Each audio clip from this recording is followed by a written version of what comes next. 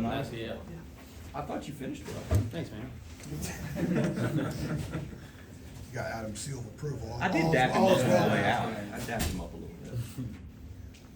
Go ahead, anybody. So what do you know about the history?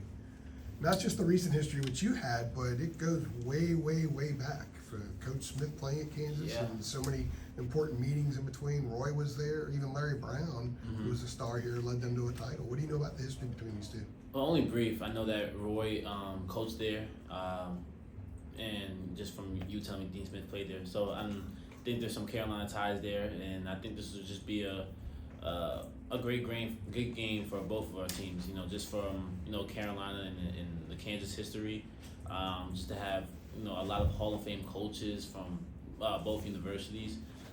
Just be a part of this game. I mean, last time I played Kansas was my sophomore year, and that's the most recent time that I go back to, but I know it goes beyond when I was playing. So I'm excited for it. They have a couple guys still from that team, Dwan Harris. How much did you have to deal with him in that title game?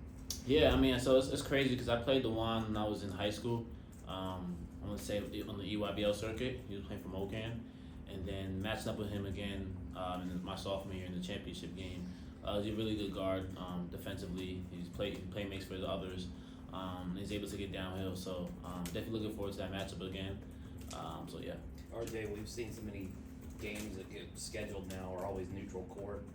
You know, it doesn't feel like there's as many home and homes, and this was going to be one. This is next year. You know, we've seen Duke and Arizona are doing it right now. Like, as a player, like, how exciting is that? That it's kind of, we don't see these kind of games between marquee teams anymore on each other's home courts. It seems like non-conference wise. Yeah, I mean that's big time. I think it's great for college basketball, just to have these these home and away games and kind of alternate each year. I think it's great for college basketball, and it's a different environment. For us, it's like we're going down there to their stadium, and then it could be vice versa next year. So just to get a feel for the environment, the energy, what different crowds bring, I think that's just huge for college basketball in general. And it's something that each player should aspire and look forward to, because you only get these type of games and type of moments once in a while. So it's definitely something that you want to look back on, and definitely something that you want to take full advantage of, because it's fun at the end of the day. I know it's been two seasons have passed since you played them last, but what stands out just in your mind in particular about that national championship game in New Orleans? Yeah, I mean that we were just one rebound away from winning it. Definitely something that the following year I was rewatching that game over and over again, because you get so close to your dream that you set just as a freshman or just as a high school athlete. Like, you always want to win a national championship just from watching different teams, different players play in March Madness, and you just want to be the last team standing. So just to be that close, it was definitely heartbreaking for me. A lot of emotions that I can remember from that game. I remember just looking up at the clock and then watching it hit zero and the buzzer go off, and it took a while for the tears to come, but they ended up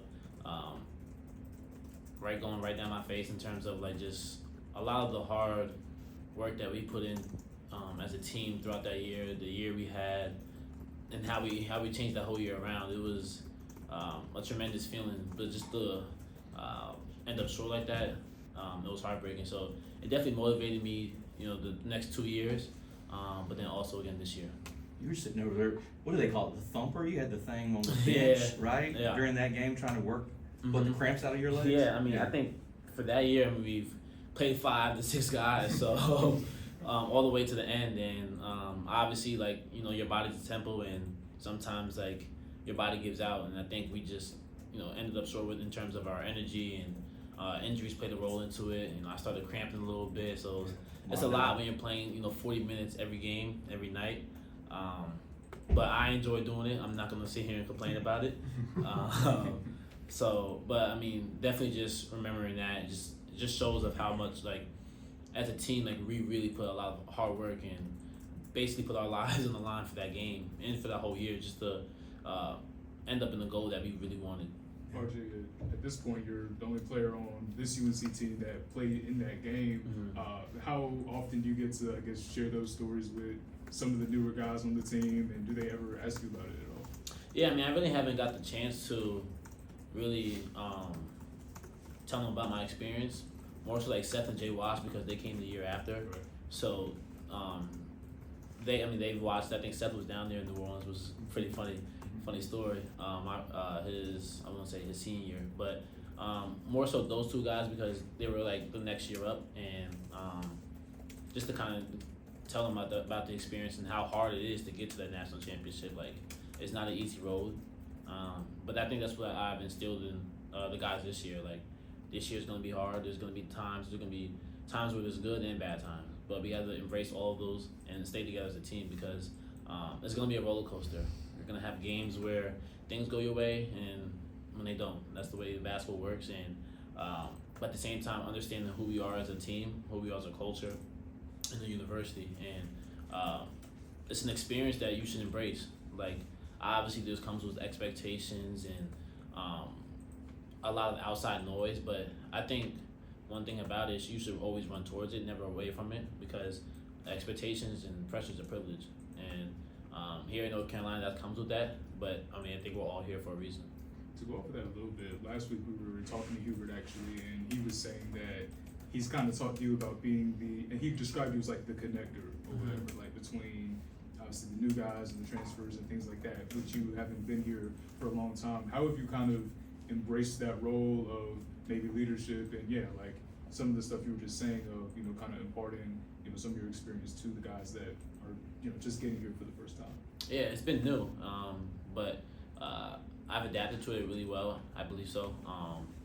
Just in terms of putting myself in situations where I feel uncomfortable, that way I can feel comfortable. And kind of just like it allows you to learn more about yourself. Like I've always been a lead by an example type of leader, but now it's more about being more vocal, having a good spirit, because that uplifts others. Like I have to make sure that I'm doing my job in terms of making sure everyone is good, make sure there's good spirits, not just in the locker room, on the court, even in practice, because there can be days when everyone's in their head, and that's normal, that's life.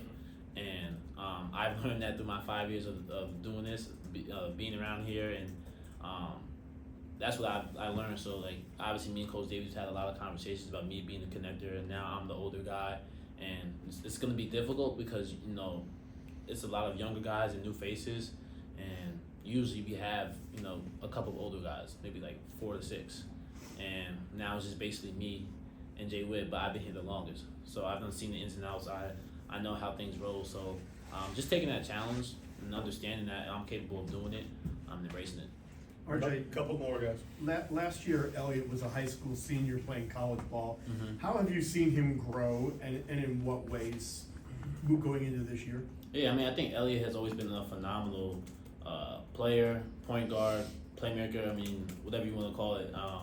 Just his strides as last year, just for classifying up as a senior going to be a freshman. Like last year, he could have been in high school, and you could see spurts of his games where it's like he seems mature. It seems like the game slowed down, and whereas this year he's confident, he's vocal, and he's doing what Elliott does. And I think that's just a testament to his true work ethic. He works really hard. He's hard on himself when things don't go his way, but I think that just shows that he just wants to be great. And just to see the success and the strides he's made this offseason and leading up to game time now, I'm super proud of him. And I know he's got a lot more left in the tank for him to kind of show you guys that we've been seeing all along. But he's going to be really great for us, so I'm proud. What do you remember about Griffin from the Alabama game last March? Yeah, I know he was guarding me the whole game.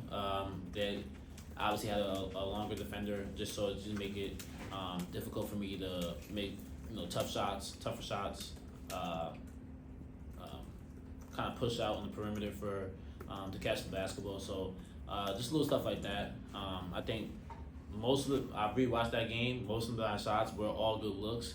There weren't anything that were difficult for me to make. I just missed them. So, but he's a great defender. I remember seeing him in CP3 camp as well. So, definitely looking forward to it again. But you didn't guard him. No, I think I started Estrada. Last one, Adam. Thank you. How much have you guys, Hubert was in here earlier and said that I think they counted 15 missed layups and dunks. I think it started with me. I missed a lot of the layup. I mean, there were several. Yeah. So how much, I was gonna say, how much have you guys heard about that from the coaches since the other night, and how much has finishing better been sort of one of the talking points these last couple of days? Yeah, I mean, it's been huge. I mean, we've seen it over and over again in film. So he harped on that in film sessions, but and I'm pretty sure we have a finishing drill today in practice because we did yesterday. So he knows we're athletic. He knows we're capable of making those layups, but now we just got to more so just concentrate and focus on doing it because we can do it. I think sometimes we just get out of character in a way of just kind of just. He always says make the easy play, and I think sometimes we really don't do that.